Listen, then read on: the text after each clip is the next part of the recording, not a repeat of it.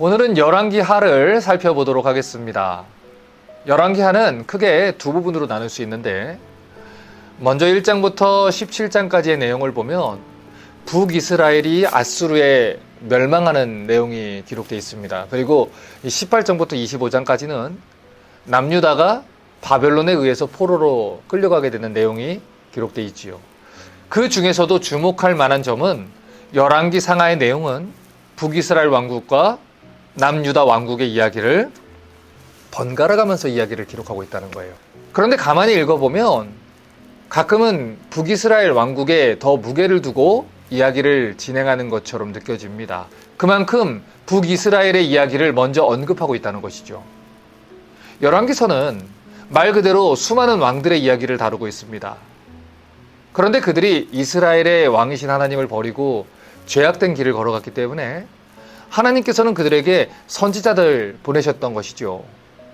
예를 들어서 우리가 열왕기 상에서 가장 유명한 선지자를 이야기한다면 엘리야 선지자를 이야기할 수 있을 것이고, 열왕기 하에서는 엘리사 선지자를 이야기할 수 있을 겁니다. 그런데 놀라운 사실은 그들 모두가 하나님이 선택하신 남유다 왕국이 아니라 북이스라엘 왕국에서 활동을 했다는 거예요.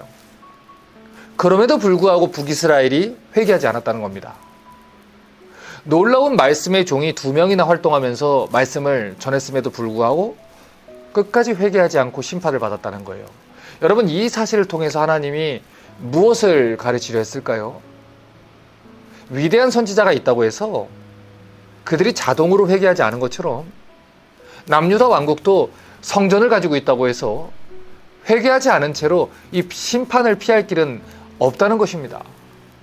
또 한 가지 생각해 보겠습니다. 왜 하나님은 하나님이 선택한 남유다 왕국이 아니라 북이스라엘 왕국의 이야기를 기록하는데 이토록 시간을 많이 사용하셨을까요?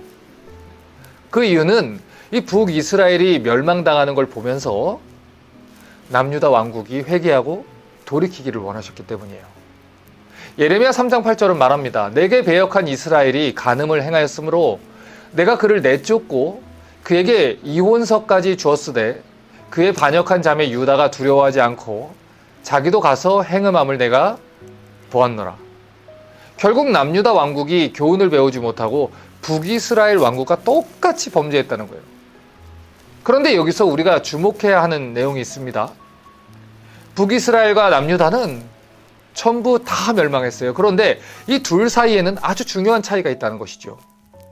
북이스라엘은 하나님이 선택한 유다 지파가 아니었기 때문에 수많은 반역과 쿠데타의 역사로 인해서 여러 번 왕조가 바뀌다가 결국에는 아수르에 멸망했습니다. 반면에 남유다 왕국은 그렇지 않았어요. 이 남쪽 유다 왕국은 하나님께서 약속하신 다윗의 후손, 이 유다 지파의 왕조가 계속 이어집니다. 왜냐하면 하나님이 이스라엘에게 약속한 등불을 끄지 않으시겠다고 약속하셨고, 다윗의 후손으로 또 유다 지파의 사자로 예수 그리스도께서 오실 것을 약속하셨기 때문이에요. 여러분, 그러면 이 남유다 왕국의 마지막은 어떻게 끝이 날까요? 열왕기하 25장 7절을 보면 남유다 왕국의 마지막 왕이었던 시드기야의 최후를 이렇게 묘사합니다. 그들이 시드기야의 아들들을 눈앞에서 죽이고 시드기야의 두 눈을 빼고 놋사슬로 그를 결박하여 바벨론으로 끌고 갔더라. 남유다의 왕이 두 눈이 뽑힌 채로 바벨론의 포로로 끌려갔습니다. 나라는 멸망했고요. 성전은 불에 타서 없어졌어요. 그러면 이스라엘의 역사는 이것으로 끝나는 걸까요? 아닙니다. 과거 이스라엘은 하나님의 왕되심을 거부하고 다른 나라와 같이 왕을 달라고 이야기했어요. 또한 그들은 하나님도 섬기고 바알도 섬기겠다고 하며 여호와의 성전에서 드리는 예배를 더럽혔습니다. 그렇게 한 결과가 무엇이었습니까? 바벨론에 의해서 성전은 무너지고 그들이 세운 왕은 포로로 끌려가는 거였어요. 하지만 이스라엘은 하나님을 버렸어도 하나님은 단 한 번도 이스라엘의 왕되심을 포기한 적이 없었습니다. 그래서 비록 눈에 보이는 성전은 무너졌을지라도 참된 성전 되시는 예수 그리스도께서는 약속대로 이 땅에 오신 거예요.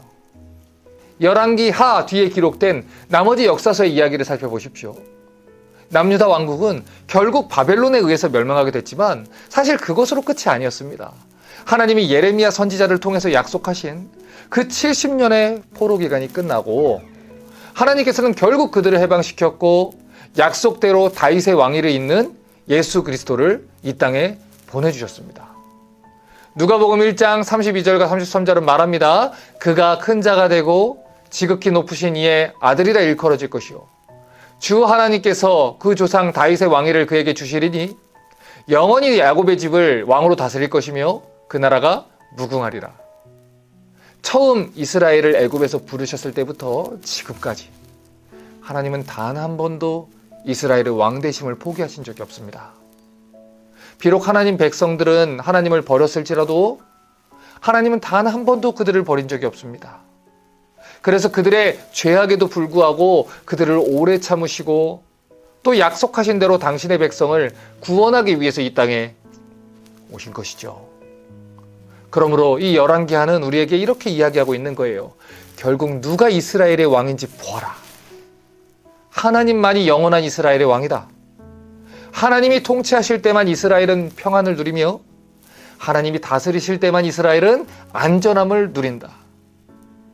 북이스라엘의 멸망 속에서 교훈을 받아야 했던 남유다처럼 남북 이스라엘의 역사를 보며 교훈을 받으라는 것입니다.